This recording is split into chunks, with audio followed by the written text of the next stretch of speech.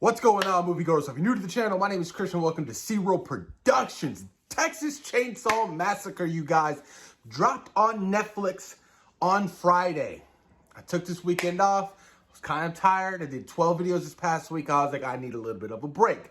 But I did watch Texas Chainsaw Massacre. I did. It's the 11th film in this franchise.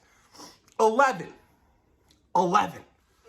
Now, that's no surprise. Usually, these slasher movies always have some type of high movie count. Halloween, Friday the 13th, Freddy, Chucky, you name it. But let's talk Texas Chainsaw Massacre, you guys. Now, this is a direct sequel from the original 1974 film, which I love dearly with all of my heart. So when I found out they were going to be doing a direct sequel from the original, kind of like what they did with Halloween 2018, I was really excited. I was like, man, you can do so much. There's so much potential there. So I was hyped to see the return of Leatherface. And then I saw the movie. I kid you not. When people say it's Halloween 2018, it really does feel like Halloween 2018. Evil dies tonight. That's the vibe I was getting. Look, they brought back a returning character from the original film, Sally, right? Sally was a girl who got away at the end of the movie. And, she's been living her best life, so to say. 50 years later, right? She's a retired Texas Ranger or whatever. And she's like a butcher. I was like, okay, cool, whatever. All right. Well, hopefully she has, some kind of, important story for this movie. Other than the only story of revenge. She wants to, avenge her best friends that were slaughtered by Leatherface and his family back in 1974. But, let me give you guys the story. The story of this particular movie is you have a bunch of these young kids, these millennials, go to this crazy small town, whatever, trying to buy a property to, start this auction and start bidding property off or whatever, and they get to this one house and, older lady there, she's taking care of Leatherface. And, they're like, yo, you're not supposed to be here. We got the deed to this house or whatever. And she, she has like a panic attack. She throws up, and they're heading to the hospital or whatever. And she ends up dying on the way there. And on the way there, in the truck, you have Leatherface himself, two cops, and the brother's girlfriend. And then from right on there, the movie just took off. It was a killing spree ever since, his mom died. His caregiver. Because she took care of a bunch of kids in that orphanage or whatever throughout the entirety of 40, 50 years. And boy, oh boy, his first kill was ridiculous. It was nasty, full just snap. I was like, oh shit! And just yanked that bone right in his throat, and then the gun went off, shot the guy who's driving. It was crazy, dude. I was like, okay, look, if you're going into this movie wanting gore, wanting a kill fest, then you're gonna get that. If you're going into this movie for fantastic acting, great scores, a good story, you're going in for the wrong purpose.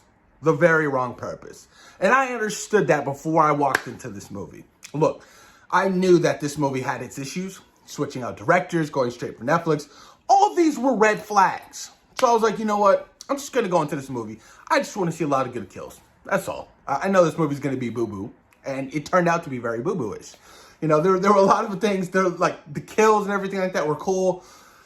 Seeing Leatherface return, but there was a lot of shit. Like, one thing I really want to talk about, you guys. One thing I was just like, this is stupid. There was multiple things that were stupid. Leatherface himself. How old was he in 1974? This movie takes place, 45, 50 years later?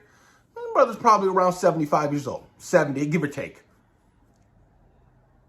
This man got shot up with a shotgun a bunch of times. He got Shahrukh by a fucking chainsaw through the face.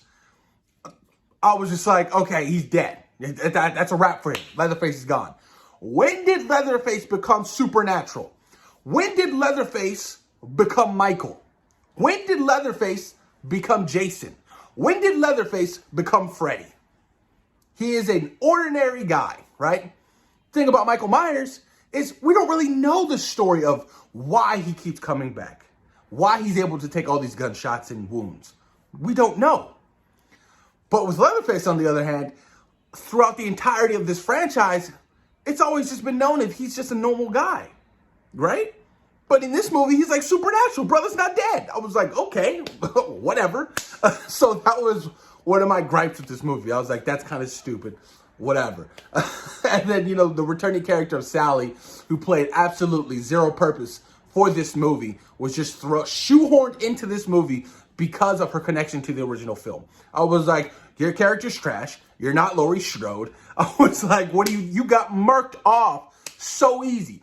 Oh, revenge. You know, I've been looking for you for 40-something years, and I'm going to get you. I'm going to get you. Girl, you did nothing. You did nothing. You put that chainsaw through your stomach and lifted you up, and that was it. Your story was done. I was just like, pointless. Why was she in this movie? If you take her out of this movie, the entire story wouldn't even change. It wouldn't. It just really wouldn't, man. But like I said, there's not too much to talk about. You know, there were some great shots, some creepy shots I liked, especially when Sally was like in the poppy field or cornfield or whatever, and she sees like his caregiver like just propped up and with the, you know, skin ripped off her face. And that's one thing I didn't get out of there. I was like, why did you take the skin off her face and not like off, you know, the cop's face, the sheriff's face? I was like, why your caregiver? I was like, okay, whatever, you know, do your thing, homie. But like the cast was very forgettable, you guys. Like I said, you really had to go into this movie knowing what you're getting yourself into. And that's the purpose of these kind of movies. You know, you don't go into this movie thinking like this is going to be an Oscar-winning performance from Leatherface. Like you go into this movie like, oh, well, I want to see a lot of crazy kills and gore and all that crazy stuff. You know, one of the best scenes was when he hopped up on the tour bus or whatever, started murking everybody off. I was like, yo, what? What is going on here? I was like, none of y'all had the audition to be like, yo, fuck that, bum rush him. And have y'all like 8 of y'all niggas just jump on him. Nobody thought about that. He killed everybody in that bus. Everybody. You know, they really wanted you to feel for these characters and like these characters, especially the sisters. Like, I didn't give a shit. Like, the sister, you know, she had gone through a school shooting, so she had some post-traumatic, you know, stress or whatever. You know, I was just like, okay, well, whatever. You know, I didn't care for nobody. The brother, when he got his face slashed off, or his girlfriend, like, everybody was a forgettable character in this. Other than, you know, what's the guy? The contractor guy. He was probably the only character I kind of liked in this movie. I was like, you know, I fuck with him. He's cool, whatever. Yeah, man, definitely a disappointment for Texas Chainsaw Massacre, you guys. And if you guys liked it, cool, good for you. I'm happy you enjoyed it. But this is probably the last we'll see of Leatherface for a very long time. There hasn't been a good Texas Chainsaw Massacre movie since the remake with Jessica Biel. I mean, even the beginning was decent. You know, the only movies I'll ever rewatch are the original, you know, and the remake in 2003, and then the beginning. And all the rest of them, like, there's 11 of these movies, like, it's just terrible stuff. But post your comments down below. Let me know what you guys think about the Texas Chainsaw Massacre on Netflix. Thoughts and opinions, you guys. I want to know what you guys really thought about this movie. Please post your comments down below. Where do you rank this out of this entire franchise? I can't even rank it because I don't even care about this franchise like that. Like I said, there's only been a handful that I really like. But post your comments down below. Let me know what you guys think. Peace.